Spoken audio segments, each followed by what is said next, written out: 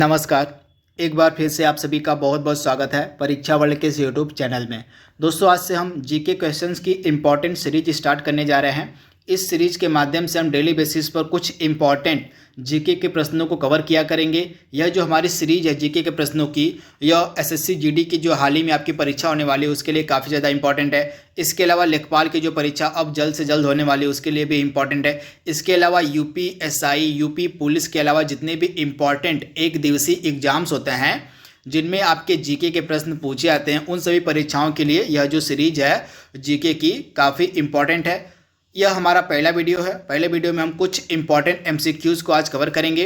इसके अलावा जितने भी इंपॉर्टेंट टॉपिक बन सकते हैं जीके के, उनको हम 1 बाय 1 करके एमसीक्यूज़ के फॉर्म में डेली बेसिस पर डिस्कस किया करेंगे।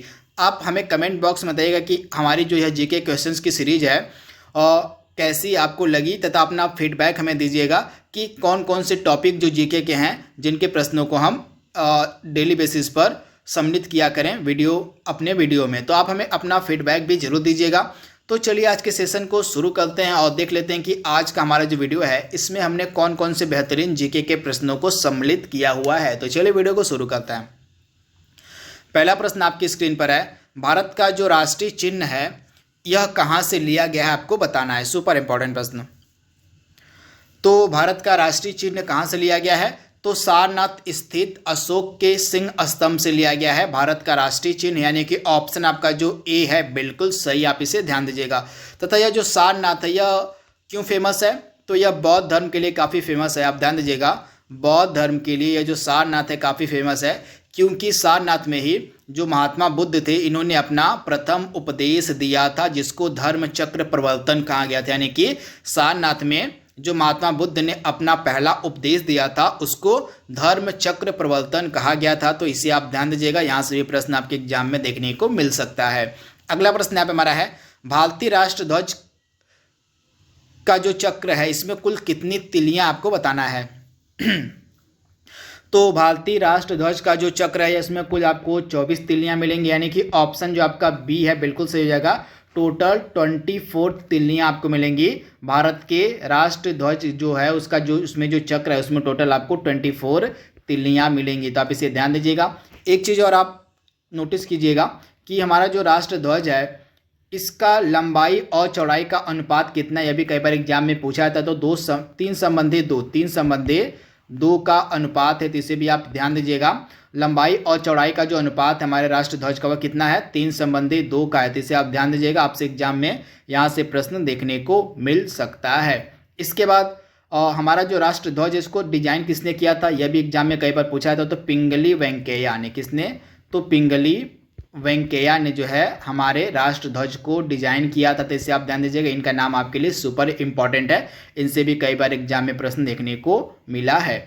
इसके बाद अगला प्रश्न यहाँ पे हमारा है, अजलान शाह कप किस खेल से संबंधित है आपको बताना है। तो अजलान शाह कप का संबंध किससे है? तो अजलान शाह कप का संबंध आपका हो जाएगा हॉकी से। तथा यह जो अजलान शाह कप इसका पूरा नाम है सुल्तान हो जाएगा, सुल्तान अजलान शाह कप। इसका जो आयोजन है सिर्फ कहाँ पर किया जाता है? प्रतिवर्ष मलेशिया में। मलेशिया में इस कप का हर साल आयोजन किया जाता है। तथा यह हॉकी का एक इम्पॉर्टेंट टूर्नामेंट है। तो आप इसे ध्यान दीजिएगा, प्रतिवर्ष इसका आयोजन मलेशिया में किया जाता है। आपको बताना है कि जो पहला ओलंपिक खेल था कब आयोजित किया गया था। सुपर इंपॉर्टेंट प्रश्न। तो सर्वप्रथम जो ओलंपिक खेल थे इनका आयोजन किया गया था आपका 776 ईसा पूर्व में, यानी कि ऑप्शन आपका जो बी है बिल्कुल सही हो जाएगा। 776 ईसा पूर्व में जो है आपका ऑप्शन बी जो है बिल्कुल सही है। इसी समय जो है आपका ओलंपिक खेलों का पहली बार आयोजन किया गया था। कहाँ पर? तो यूनान में। कहाँ पर? तो यूनान में जो है पहले ओलंपिक खेलों का आयोजन किया गया था। तो आप इसे ध्यान दीजिएगा, ऑप्शन बी आपका बिल्कुल सही है। अगला प्रश्न यहाँ पे हमारा है, दादा साहेब फाल्के पुरस्कार जो पहला दिया गया था देविका रानी को, आपको बताना है देविका रानी को किस वर्ष में पहला दादा साहेब फाल्के पुरस्कार दिया गया था। काफ़ी इंपॉर्टेंट प्रश्न है। तो वर्ष था आपका 1969, यानी कि ऑप्शन जो आपका बी है बिल्कुल सही हो जाएगा। वर्ष था 1969 का। इसी 1969 के वर्ष में जो पहला दादा साहेब फाल्के पुरस्कार था दिया गया था देविका रानी को। तो ऑप्शन आपका बी बिल्कुल सही है। वहीं लेटेस्ट का जो हाल ही का एकदम लेटेस्ट का जो आपका दादा साहेब फाल्के पुरस्कार वो किसको दिया गया, तो अभिनेता रजनीकांत को। तो इसे भी आप ध्यान दीजिएगा, हाल ही में अभिनेता रजनीकांत को दादा साहेब फाल्के पुरस्कार से सम्मानित किया गया है। अगला प्रश्न यहाँ पे हमारा क्या कह रहा है देख लीजिए। और पीला झंडा जो है निम्नलिखित में से किसके प्रतीक के रूप में इस्तेमाल किया जाता है। काफ़ी इंपॉर्टेंट प्रश्न, इस प्रकार के प्रश्न भी आपके पूछे जाते हैं। तो आपका जो पीला झंडा होता है किसके प्रतीक के रूप में इस्तेमाल में लाया जाता है। मान लीजिए जब संक्रामक रोगग्रस्त कोई व्यक्ति होता है तो संक्रामक रोगग्रस्त लोगों को ले जाने वाले वाहन पर लगा जो झंडा होता है वह पीले कलर का होता है। तो आप इसे ध्यान दीजिएगा, संक्रामक रोगग्रस्त लोगों को ले जाने वाले वाहन पर जो झंडा होता है वह पीले कलर का होता है। तो आप इसे ध्यान दीजिएगा, ऑप्शन आपका जो ए है बिल्कुल सही है। वहीं संकट का प्रतीक क्या होता है, तो संकट का प्रतीक होता है उल्टा झंडा। आप इसे ध्यान दीजिएगा, जो उल्टा झंडा होता है यह आपका संकट का प्रतीक होता है। इसके अलावा राष्ट्रीय शोक का प्रतीक क्या होता है, तो राष्ट्रीय शोक का प्रतीक होता है झुका हुआ झंडा। तो इसे आप ध्यान दीजिएगा, जो आपका झुका हुआ झंडा होता है यह राष्ट्रीय शोक का प्रतीक होता है। इसके अलावा शोक, विरोध व दुख का प्रतीक क्या होता है, तो शोक, विरोध और दुख का प्रतीक होता है बाँह पर काली पट्टी बांधना। तो इसे भी आप याद रखिएगा, बाँह पर काली पट्टी बांधकर शोक, विरोध और दुख को जताया जा सकता है। इसके अलावा राष्ट्रीय शोक का प्रतीक आपका होता है झुका हुआ झंडा, और संकट का प्रतीक होता है आपका उल्टा झंडा, और पीला झंडा किसका प्रतीक होता है, तो संक्रामक रोगग्रस्त लोगों को ले जाने वाले वाहन पर लगा होता है आपका पीला झंडा। तो इनके बारे में आपको याद रखना है। अगला प्रश्न यहाँ पे हमारा है, भारतीय संविधान सभा ने राष्ट्रध्वज के प्रारूप को कब अपनाया था, आपको बताना है। काफ़ी इंपॉर्टेंट प्रश्न है। तो राष्ट्रध्वज के प्रारूप को यानी कि राष्ट्रध्वज को संविधान सभा के द्वारा, तो हमारा जो राष्ट्रध्वज है तिरंगा, इसको कब अपनाया गया था संविधान सभा के द्वारा, तो आप इसे ध्यान दीजिएगा। राष्ट्रध्वज को यानी कि हमारे तिरंगे को अपनाया गया था आपका 22 जुलाई 1947 को। तो ऑप्शन आपका बी बिल्कुल सही है। 22 जुलाई 1947 को हमारा राष्ट्रीय जो ध्वज था तिरंगा उसको संविधान सभा के द्वारा अपना लिया गया था। तो राइट आंसर आपका क्या हो जाएगा, 22 जुलाई 1947 को। तो आप इसे ध्यान दीजिएगा, वेरी वेरी इंपॉर्टेंट यह प्रश्न है। इसके बाद अगला प्रश्न यहाँ पर क्या कर रहा है, और वंदे भारत को राष्ट्रीय गीत के रूप में जो है संविधान सभा ने कब स्वीकार किया था, यह भी काफ़ी इंपॉर्टेंट प्रश्न है।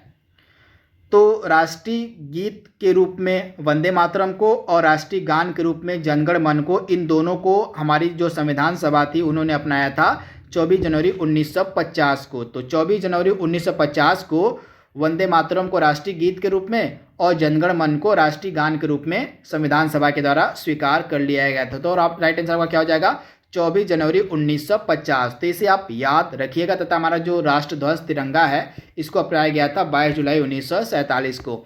अगला प्रश्न यहाँ पे हमारा है, वंदे मातरम बंकिम चंद्र चटर्जी के किस उपन्यास से लिया गया है। तो बंकिम चंद्र चटर्जी का जो उपन्यास है आनंद मठ, इसी से लिया गया है वंदे मातरम, यानी कि ऑप्शन आपका बी बिल्कुल सही है, आनंद मठ से। अगला प्रश्न यहाँ पे हमारा है, भारत का राष्ट्रीय पंचांग जो है किस संवत पर आधारित है। तो भारत का राष्ट्रीय पंचांग जो है यह किस संवत पर आधारित है, तो शक संवत पर, यानी कि ऑप्शन आपका ए बिल्कुल सही है, शक संवत पर आधारित है भारत का राष्ट्रीय पंचांग। तो ऑप्शन ए आपका बिल्कुल सही है। अगला प्रश्न यहाँ पे हमारा है, विश्व स्वास्थ्य दिवस प्रतिवर्ष कब मनाया जाता है। सुपर इंपॉर्टेंट प्रश्न, डे और थीम भी एग्जाम में आपके स्टैटिक जीके का पार्ट है, तो इनको भी आप याद करते चलिएगा। तो विश्व स्वास्थ्य दिवस आपका मनाया जाता है प्रतिवर्ष 7 अप्रैल के दिन। तो आप इसे ध्यान दीजिएगा, 7 अप्रैल के दिन जो है प्रतिवर्ष आपका विश्व स्वास्थ्य दिवस मनाया जाता है। आपको कमेंट बॉक्स में बताना कि इस वर्ष यानी कि 2021 का जो विश्व स्वास्थ्य दिवस मनाया गया है इसकी थीम क्या थी। अगला प्रश्न यहाँ पे हमारा है, विज्ञान दिवस, यहाँ पे नेशनल साइंस डे की बात हो रही है, यानी कि जो राष्ट्रीय विज्ञान दिवस है कब मनाया जाता है। तो 28 फरवरी को जो है राष्ट्रीय विज्ञान दिवस को मनाया जाता है। इसी दिन जो है रमन इफेक्ट की खोज की गई थी सीवी रमन के द्वारा। तो इसी कारण से 28 फरवरी का जो दिन है विज्ञान दिवस के रूप में मनाया जाता है भारत में। तो 28 फरवरी आप याद रखिएगा। अगला प्रश्न यहाँ पे हमारा है, 11 जुलाई को किस दिवस के रूप में मनाया जाता है। सुपर इंपॉर्टेंट प्रश्न।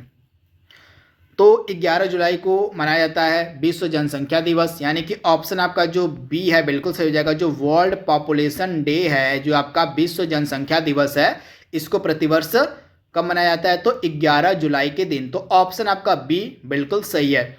14 सितंबर को किस दिवस के रूप में मनाया जाता है आपको बताना है।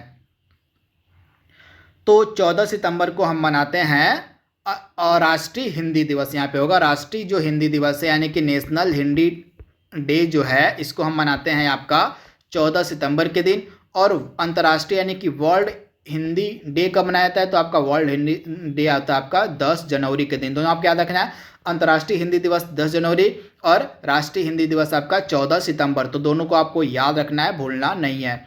अगला प्रश्न यहाँ पे हमारा है 5 सितंबर को मनाया जाता है आपका शिक्षक दिवस। तो आपको बताना है कि किसके जन्म दिवस के अवसर पर प्रतिवर्ष 5 सितंबर को शिक्षक दिवस मनाया जाता है। सुपर इंपॉर्टेंट प्रश्न। तो यह जन्म दिवस होता है डॉक्टर सर्वपल्ली राधाकृष्णन का, जिनका बर्थडे 5 सितंबर को हम शिक्षक दिवस के रूप में मनाते हैं। तो ऑप्शन जो आपका डी है बिल्कुल सही, आप इसे याद रखिएगा। अगला प्रश्न, वही एक चीज़ आप ध्यान दीजिएगा, एपीजे अब्दुल कलाम का जो बर्थडे होता है 15 अक्टूबर, इसको हम मनाते हैं वर्ल्ड स्टूडेंट डे के रूप, यानी कि विश्व छात्र दिवस के रूप में मनाया जाता है एपीजे अब्दुल कलाम का जन्म दिवस 15 अक्टूबर। तो इसे भी आप ध्यान दीजिएगा। वहीं सरदार वल्लभ भाई पटेल का बर्थडे होता है 31 अक्टूबर, इसको मनाते हैं राष्ट्रीय एकता दिवस के रूप में। तथा महात्मा गांधी का बर्थडे होता है 2 अक्टूबर, इसको मनाते हैं अंतर्राष्ट्रीय अहिंसा दिवस के रूप में। तो इसके बारे में भी आपको याद रखना है। आपको बताना है कि उर्वशी किसकी रचना है, काफ़ी इंपॉर्टेंट है। तो उर्वशी रचना है रामधारी सिंह दिनकर की, यानी कि ऑप्शन आपका सी बिल्कुल सही है, रामधारी सिंह दिनकर की इंपॉर्टेंट रचना है उर्वशी। अगला प्रश्न यहाँ पे हमारा है विंग्स ऑफ फायर निम्नलिखित में से किसकी आत्मकथा है? तो इनकी आत्मकथा किसकी है? तो ये है आत्मकथा एपीजे अब्दुल कलाम की। हमारे देश के ये 11वें राष्ट्रपति थे। और कब से कब तक? 2002 यहाँ पे है, 2002 से 2007 के मध्य ये हमारे देश के 11वें राष्ट्रपति थे डॉक्टर एपीजे अब्दुल कलाम, जिनकी आत्मकथा का नाम है विंग्स ऑफ फायर। इनका जन्म कब हुआ था? 15 अक्टूबर 1931 को मैंने बताया। इनका जो जन्म दिवस होता है 15 अक्टूबर, इसको हम मनाते हैं विश्व छात्र दिवस के रूप में, यानी कि वर्ल्ड स्टूडेंट डे के रूप में। तथा इनकी जो मृत्यु हुई थी 27 जुलाई 2015 को। तथा इनका जो जन्म था यह रामेश्वरम तमिलनाडु में हुआ था। तथा ये हमारे देश के 11वें राष्ट्रपति थे 2002 से लेकर 2007 के मध्य। इसे आप ध्यान दीजिएगा, 2002 से 2007 के मध्य हमारे देश के 11वें राष्ट्रपति थे। इसमें से कालिदास की कौन सी इंपॉर्टेंट रचना आपको बताना है? कालिदास की इसमें से कौन सी रचना है आपको बताना है। तो इसमें से कालिदास की इंपॉर्टेंट रचना कौन सी है आप ध्यान दीजिएगा। कालिदास की इसमें से तीनों रचनाएं हैं। आपका हो गया रघुवंशम हो गया, यह कालिदास की रचना है। इसके अलावा आपका हो गया कुमार संभव, यह भी कालिदास की रचना है। इसके अलावा अभिज्ञान शकुंतलम, यह भी कालिदास की रचना है। इसके अलावा मेघदूतम भी आप याद कर लीजिएगा, मेघदूतम भी कालिदास की रचना है। इसके अलावा ऋतु संहार भी जो है आपकी कालिदास की इंपॉर्टेंट रचना है। तो 5 रचनाएं आपको याद रखनी कालिदास की, रघुवंशम, कुमार संभवम, अभिज्ञान शकुंतलम, ऋतु संहार और मेघदूतम। ये 5 इंपॉर्टेंट रचनाएं हैं जो आपको याद रखना है, भूलना नहीं है। ये 5 हो गई, हाँ 5 ही हो गई। रघुवंशम हो गया, उसके बाद कुमार संभवम हो गया, इसके अलावा अभिज्ञान शकुंतलम हो गया और ऋतु संहार हो गया और मेघदूतम हो गया। तो ये सभी रचनाएं आपके कालिदास की हैं। अगला प्रश्न यहाँ पे हमारा है सेशेल्स की राजधानी कौन सी है आपको बताना है। तो इसमें से सेशेल्स की राजधानी कौन सी है? तो दिए गए ऑप्शंस में से सेशेल्स की राजधानी है विक्टोरिया। ऑप्शन आपका क्या सही हो जाएगा यहाँ पे? विक्टोरिया राइट आंसर आपका हो जाएगा। ऑप्शन जो यहाँ पे बी है 100% सही है। अगला प्रश्न यहाँ पर तुवालू की राजधानी कहाँ स्थित है? काफ़ी इंपॉर्टेंट प्रश्न है। तो तुवालू की राजधानी इसमें से कौन सी है? तो फूनाफूटी यहाँ पे होगा, फूनाफूटी यह है आपकी तुवालू की राजधानी। तो ऑप्शन आपका ए बिल्कुल सही है, फूनाफूटी। अगला प्रश्न यहाँ पे हमारा है और एक तरफ आपको देश दिए गए हैं और एक तरफ उनकी राजधानियाँ दी गई हैं। आपको बताना है इसमें से सुमेलित कौन सा नहीं है। तो देख लेते हैं। तंजानिया की राजधानी यहाँ पर क्या दी गई है? दार एस सलाम, जो कि बिल्कुल ही गलत है। तंजानिया की राजधानी दार एस सलाम नहीं है, क्या है? तो यहाँ पे डोडोमा है। तो पहला ही ऑप्शन आपका यहाँ गलत दिया गया था। तंजानिया की राजधानी आपकी डोडोमा होती है। वही रवांडा की राजधानी किगाली है, तो इसे आप ध्यान दीजिएगा, रवांडा की राजधानी किगाली है। इसके अलावा सीरिया की राजधानी दशमिक है और कतर की राजधानी दोहा है। तो इस प्रकार से नीचे के तीनों आपके सुमेलित थे, लेकिन पहला आपका सुमेलित नहीं था। तंजानिया की राजधानी आपकी डोडोमा हो जाएगी। एक तरफ यहाँ पे भी आपको देश दिए गए हैं, उनकी राजधानियाँ दी गई हैं। आपको बताना है कि इसमें से कौन सा सुमेलित नहीं है। तो आइए देख लेते हैं। और यहाँ पे आपका उज्बेकिस्तान की राजधानी ताशकंद है, जो कि बिल्कुल सही दिया गया है। और यहाँ पे सेनेगल की राजधानी क्या है, यहाँ पे लुसाका दी गई, जो कि बिल्कुल ही गलत दी गई है। यहाँ पे सेनेगल की राजधानी होती है डकार। क्या होती है, जो सेनेगल है इसकी राजधानी डकार है, न कि लुसाका। तो आप नोट डाउन कर लीजिएगा, सेनेगल की राजधानी यहाँ पे डकार होगी, न कि लुसाका। अब लुसाका किसकी राजधानी आप नोट डाउन कर लीजिएगा, लुसाका जो है आपकी राजधानी है जाम्बिया की। यह लुसाका जो है आपकी जाम्बिया की राजधानी है, तो इसे आप ध्यान दीजिएगा। वहीं यूक्रेन की राजधानी कीव बिल्कुल सही दिया गया है। कांगो गणराज्य की राजधानी किंशासा है, तो आप ध्यान दीजिएगा। यहाँ पे डेमोक्रेटिक रिपब्लिक ऑफ कांगो की बात हो रही है, यानी कि DR कांगो की राजधानी जो है वो किंशासा है। और एक कांगो और है, उसकी राजधानी क्या है, तो एक कांगो की राजधानी आपको मिलेगी ब्राज़ाविले। तो दोनों आपको याद रखना है। अगला प्रश्न यहाँ पे हमारा है, और निम्नलिखित में से किस देश की मुद्रा यूरो है। काफ़ी इंपॉर्टेंट प्रश्न है। तो इसमें से यूरो किस देश की मुद्रा है, तो यूरो आपकी मुद्रा है फ्रांस की, यानी कि ऑप्शन आपका ए बिल्कुल सही है। यूरो जो है आपकी फ्रांस की मुद्रा है, तो आप इसे ध्यान दीजिएगा। वहीं सेशल्स की मुद्रा क्या है, तो यहाँ की मुद्रा है सेशल्स की सेशल्स रुपया। वहीं मॉरिशस की मुद्रा क्या है, तो यहाँ पे मॉरिशस रुपया हो जाएगा, इसे आप ध्यान दीजिएगा। और थाईलैंड की मुद्रा क्या है आपको बताना है, काफ़ी इंपॉर्टेंट प्रश्न है। तो थाईलैंड की मुद्रा यहाँ पे क्या हो जाएगी आपकी, तो थाईलैंड जो है इसकी मुद्रा आपकी हो जाएगी बाहत। ऑप्शन आपका जो ए है बिल्कुल सही हो जाएगा। बहुत जो है ये आपकी थाईलैंड की इंपॉर्टेंट करेंसी है, तो आप इसे ध्यान दीजिएगा। तथा थाईलैंड की राजधानी क्या है, तो थाईलैंड की राजधानी है बैंकॉक। अगला प्रश्न यहाँ पे हमारा है, नगुल्ट्रम किस देश की मुद्रा है आपको बताना है। सुपर इंपॉर्टेंट प्रश्न। तो भारत के चारों पड़ोसी देशों की मुद्राओं के यहाँ पे हम आइए कवर कर लेते हैं। तो सबसे पहले बात करते हैं भूटान की। तो भूटान की आपकी मुद्रा हो जाएगी यहाँ पे नगुल्ट्रम। तो राइट आंसर आपका हो जाएगा नगुल्ट्रम जो है आपकी भूटान की मुद्रा है। इसके अलावा नेपाल की मुद्रा क्या हो जाएगी आपकी, तो आपका जो नेपाल है इसकी मुद्रा नेपाली रुपया हो जाएगी। वहीं म्यांमार की मुद्रा क्या है, तो म्यांमार की मुद्रा है क्यात। क्या है, तो क्यात जो है आपकी म्यांमार की मुद्रा है। वहीं बांग्लादेश की मुद्रा क्या है, तो बांग्लादेश की मुद्रा है टका। तो भारत के जो इंपॉर्टेंट पड़ोसी देश है जो नेपाल है, उसकी राजधानी है आपकी नेपाली यहाँ पे राजधानी तो काठमांडू है। यहाँ की जो मुद्रा है ऑफिशियल वो है नेपाली रुपया। वहीं भूटान की राजधानी थिम्पू है और यहाँ की करेंसी है नगुल्ट्रम हो जाएगा, भूटान का नगुल्ट्रम। तो आप इसे ध्यान दीजिएगा। इसके अलावा म्यांमार की राजधानी क्या हो जाएगी, तो म्यांमार का हो जाएगा नाई पिडाव हो जाएगी। और यहाँ की जो ऑफिशियल करेंसी हो जाएगी क्यात हो जाएगी। और बांग्लादेश की राजधानी क्या है, तो बांग्लादेश की आपकी राजधानी है ढाका और यहाँ की ऑफिशियल करेंसी है टका। तो इनके बारे में आपको याद रखना है। इसके बाद अगला प्रश्न यहाँ पे हमारा क्या कह रहा है, और दक्षिण अफ्रीका की मुद्रा क्या है आपको बताना है।